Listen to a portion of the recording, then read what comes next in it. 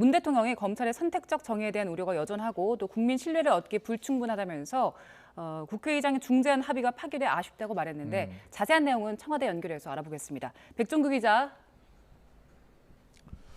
네, 청와대 신충환입니다. 네, 문재인 대통령 청와대에서 주재한 이 국무회의에서 이른바 검수완박 법안에 대해서 공포안 의결했죠. 네, 문재인 대통령은 오늘 오후 2시부터 임기 중 마지막 국무회의를 주재했습니다. 문 대통령은 이 자리에서 검찰 수사권 완전 박탈, 검수완박 법안 공포안을 의결했습니다. 문 대통령은 먼저 국무회의 모두 발언에서 국회에서 통과되어 정부에 공포를 요청한 검찰청법과 형사소송법 개정안 등 검찰개혁 관련 법안에 대해 정부 임기 안에 책임 있게 심의하여 해결하기 위해서 국무회의 시간을 조정했다고 말했습니다. 그러면서 정부는 촛불 정부라는 시대적 소명에 따라서 권력기관 개혁을 흔들림 없이 추진했고 권력기관 제도 개혁에 큰 진전을 이뤘다고 설명했습니다.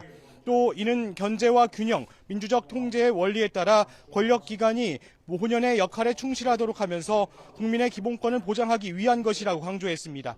하지만 이 같은 성과에도 불구하고 검찰 수사의 정치적 중립성과 공정성, 선택적 정의에 대한 우려가 여전히 해소되지 않았고 국민 신뢰를 얻기에 충분하지 않았다는 평가가 있었다며 국회가 수사와 기소의 분리에 한 걸음 더 나아간 이유라고 생각한다고 덧붙였습니다. 이어 입법 절차에 있어서는 국회의장 중재에 의해 여야 사이 합의가 이루어졌다가 합의가 파기되면서 입법 과정에 적지 않은 진통을 겪은 아쉬움이 있다고도 말했습니다. 대통령 주재 국무회의는 화요일 오전 10시에 진행돼 왔지만 오늘 오전 국회 본회의에서 검수완박 법안 가운데 하나인 형사소송법 개정안이 상정 표결 처리되는 시간을 고려해 일정을 늦췄습니다. 또 검수완박 법안이 정부로 이송돼 법제처가 법률 공포안을 검토하고 작성했는데 이 절차에 다소 시간이 걸리면서 국무회의 시간이 조정되기도 했습니다.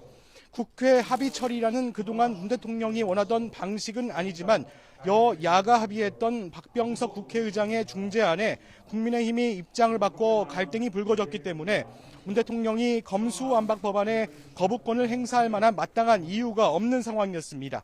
또 거부권은 법안에 위헌적 요소가 있는 등의 극히 이례적인 때만 행사돼야 하는 만큼 검수완박 법안과 관련해 거부권을 행사할 특별한 이유도 없었다는 분석이 나옵니다.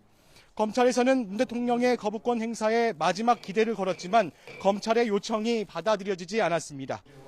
지금까지 청와대 춘추관에서 YTN 백종규입니다.